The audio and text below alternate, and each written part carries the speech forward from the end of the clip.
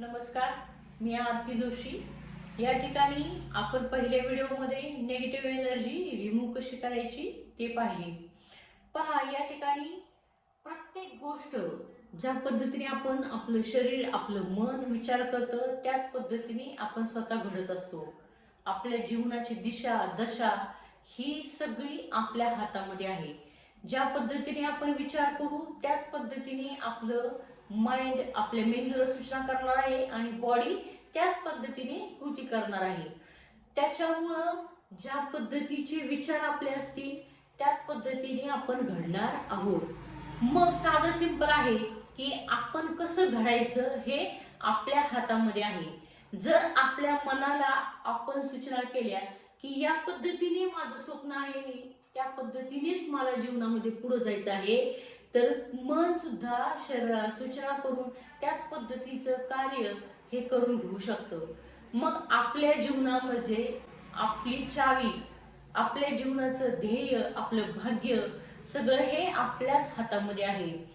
फक्त ते कसं घडवायचं हे आपल्याला माहिती असलं पाहिजे.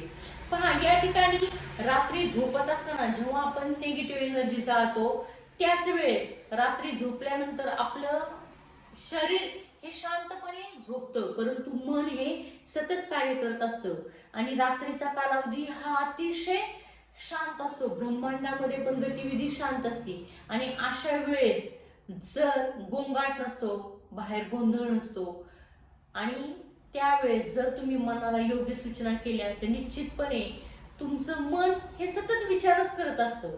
परंतु जर योग्य सूचना तुमच्या मनाला दिल्या आणि ते जर विचार तुम्ही मनामध्ये टाकले तर तुमचं मन हे सबकॉन्शियस माइंड सुद्धा एक विशिष्ट पद्धतीने विचार करेल आणि त्याच्यानंतर जी घडणारी कृती आहे ती तुम्ही जी कृती करायला सांगितली आहे मनाला, तीच कृती तुमच्या शरीराला सूचनांद्वारे मिळेल आणि तीच कृती तुम्ही करत राहताल.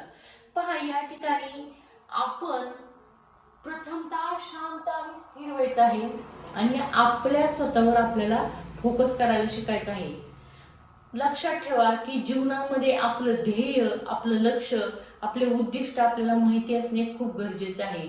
नाहीतर जीवनामध्ये आपलं जीवन आपलं भरकटू शकतं. आणि म्हणून प्रथमतः आपलं लक्ष काय आहे, आपले ध्येय काय आहे हे स्वतःला आपल्याला सांगणं खूप गरजेचं आहे. जेव्हा आपण स्वतः आपल्याला आपलं स्वतःचं ध्येय सांगू तेव्हाच आपण ध्येयाच्या दृष्टीने वाटचाल करू शकतो. जर आपलं ध्येय आपल्यालाच माहिती नसेल तर निश्चितपणे आपण आपल्या ध्येयावर कधीही फोकस करू शकत नाही. आणि म्हणून प्रथमतः आपण स्वतःला सांगायचं आहे की माझं ध्येय कोणतं आहे आणि त्या दृष्टिकोनातून मग शांत आणि स्थिर बसायचं आहे. स्वतःच्या श्वासावर लक्ष केंद्रित करायचं आहे आणि या ठिकाणी स्वतःला सांगायचं आहे की माझं हे उद्दिष्ट आहे आणि मला ते पूर्ण करायचं आहे. जसं विद्यार्थी शिक्षणाच्या बाबतीतलं ध्येय तुम्ही पूर्ण करू शकता की कोणतं शिक्षण कोणत्या पद्धतीने तुम्हाला घ्यायचं आहे. त्याच्यानंतर नोकरी करणारे लोक कोणत्या कंपनीमध्ये नोकरी करायची आहे, कशा पद्धतीने तुम्ही नोकरी करताय, तिथे अचिव्हमेंट कशी मिळते, तुमची प्रोग्रेस कशी होती याचं स्वप्न तुम्ही पाहू शकता.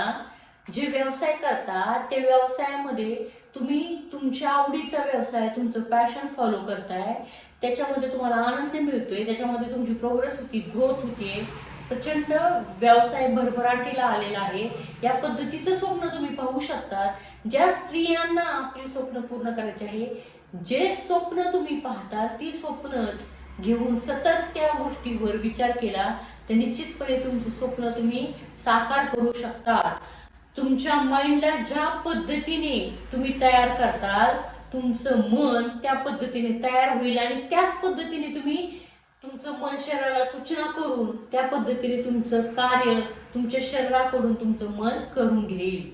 आणि म्हणून या ठिकाणी प्रथमतः आपलं स्वतःचं स्वप्न नेमकं काय आहे हे आपल्या स्वतःला माहिती असलं पाहिजे आणि त्याच्या आधीची तयारी आपण पूर्वतयारी केली पाहिजे की नेमकं आपल्या जीवनामध्ये आपल्याला काय हवं आहे.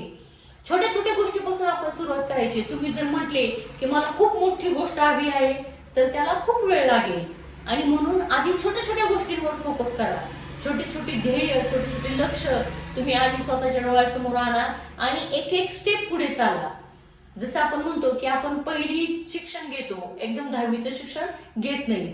पहिलीची पायरी पूर्ण केल्यानंतर मग दुसरी, तिसरी अशी एक एक स्टेप तुम्ही स्वप्नांची सुद्धा पूर्ण करा. स्वप्नामध्ये तुम्ही प्रथमतः आपलं उद्दिष्ट काय आहे त्याच्यावर फोकस करा आणि त्या दृष्टिकोनातून चालण्यासाठी तुम्ही एक एक पायरी चढा आणि ते फोकस करून ते सांगा स्वतःला की माझं हे स्वप्न पूर्ण झालेलं आहे. ते स्वप्न पूर्ण झालेलं तुम्ही जगा. जर तुम्ही त्या पद्धतीने जीवन जगताल, जसं मी म्हटलं की ज्या पद्धतीने तुम्ही कल्पना करताल त्याच पद्धतीने गोष्टी समोर येतात. बघा, ज्यावेळेस सायंटिस्ट प्रयोग करतात तेव्हा ते प्रयोग करत असताना त्यांना एक गोष्ट समोर आणण्यासाठी किंवा ती साध्य करण्यासाठी त्याच्यावर हजारो प्रयोग करावे लागतात आणि तेव्हा ती गोष्ट साध्य होती. पण त्याच्यासाठी त्यांना कष्ट घ्यावे लागतात, त्या गोष्टीवर त्यांना फोकस करावा लागतो. मग आपल्या जीवनामध्ये पण आपलं लक्ष, आपलं साध्य जर आपल्याला माहिती असेल आणि त्या गोष्टीवर जर आपण सतत फोकस केला तर निश्चितपणे आपलं ध्येय, आपलं लक्ष आपण लवकर साध्य करू शकतो. त्यासाठी तुम्हाला थोडंसं मेडिटेशन करण्याची गरज आहे. स्वतःच्या माइंडला एक विशिष्ट पद्धतीने कार्य करायला शिकवण्याची गरज आहे. मग कसं, तर प्रथमतः स्वतःच्या श्वासावर लक्ष केंद्रित करायला शिका. एक 5 मिनिटं, एक 10 मिनिटं तुम्ही स्वतःच्या श्वासावर लक्ष केंद्रित केलं तर निश्चितपणे तुमचं श्वास आणि तुमचं माइंड हे स्थिर होईल. येणारे विचार जे आहेत तुमचे वेगवेगळे, ते विचार तुमचे स्थिर होतील आणि त्याच्यानंतर तुम्ही एकाच गोष्टीवर फोकस करायला शिकाल. जसं सांगितलं की निगेटिव्ह एनर्जी रिमूव्ह केल्यानंतर तुमचं मन आणि तुमचं चित्त हे स्थिर झालेलं असतं आणि अशा वेळेस तुमचा उद्दिष्ट नेमकं काय आहे हे जर तुमच्या डोक्यात ठेवून त्या पद्धतीनेच तुम्ही विचार केला तर ते उद्दिष्ट तुमचं साध्य लवकरात लवकर होईल. ज्यांना चित्र काढता येते त्यांनी ते चित्र काढून सुद्धा तुम्ही तुमचं उद्दिष्ट, तुमचं स्वप्न तुम्ही चित्राच्या रूपाने एकच चित्र सतत सतत काढून ते तुम्ही तुमचं उद्दिष्ट पूर्ण करू शकतात. ज्यांना लिखाणाची सवय, ज्यांना लिखाण आवडतं करायला, त्यांनी लिखाण करून पण तुमचं उद्दिष्ट तुम्ही, स्वप्न तुम्ही लिहू शकता ते आणि त्यात लिहू शकता की तुमचं स्वप्न ते पूर्ण झालेलं आहे. ज्यांची कल्पनाशक्ती खूप उत्कृष्ट आहे, खूप चांगली आहे, त्यांनी त्याच पद्धतीने विचार करून तुमचं उद्दिष्ट पूर्ण झालेलं आहे. त्या स्वप्नामध्ये, त्या कल्पनाशक्तीमध्ये तुम्हाला जी गोष्ट हवी आहे ती तुमच्यापर्यंत आलेली आहे, तुम्हाला ती मिळालेली आहे. असे स्वप्न तुम्ही जर पाहिले तर निश्चितपणे तुमचे जे थॉट आहे ते तुम्ही ब्रह्मांडामध्ये टाकले तर तुमचं कार्य हे लवकरात लवकर साध्य होण्यास मदत होणार आहे. पहा, या ठिकाणी फक्त रात्री झोपतानाच नाही तर सकाळी उठल्यानंतर पण आणि दिवसभरात सुद्धा जेव्हा जेव्हा वेळ मिळेल तेव्हा आपण आपल्या लक्ष्यावर फोकस करणं खूप गरजेचं आहे. आपल्या डोक्यामध्ये एकच विचार पाहिजे. पहा, आपल्या जीवनामध्ये आपल्याला जर एखादी गोष्ट मिळवायची असेल तर आपण आपल्या गोष्टींवर फोकस करणं खूप गरजेचं आहे. नाहीतर काय होतं की आपल्याला गोष्ट ती मिळवायची असते परंतु आपलं लक्ष थोडं इकडे असतं, आपलं लक्ष थोडं तिकडे असतं, आपल्याला हे हवं असतं, ते हवं असतं, ते हवं असतं. तर एकाच वेळेस तर तुम्हाला अनेक गोष्टी हव्या असतील तर त्या गोष्टी मिळायला खूप वेळ जातो आणि विशेष म्हणजे काय होतं की एका गोष्टीवर फोकस नसल्यामुळे जी गोष्ट आपल्याला हवी आहे ती पण मिळायला थोडासा वेळ लागतो आणि म्हणून प्रथमतः एक एक स्टेप तुम्ही पुढे चाला. जी गोष्ट पहिल्यांदा हवी आहे यादी करा की मला काय हवंय आणि त्या यादीनुसार तुम्ही एक एक गोष्ट, एक एक लक्ष तुमचं हळूहळू पूर्ण करत न्या. थोडे दिवस त्याच गोष्टींवर फोकस करा.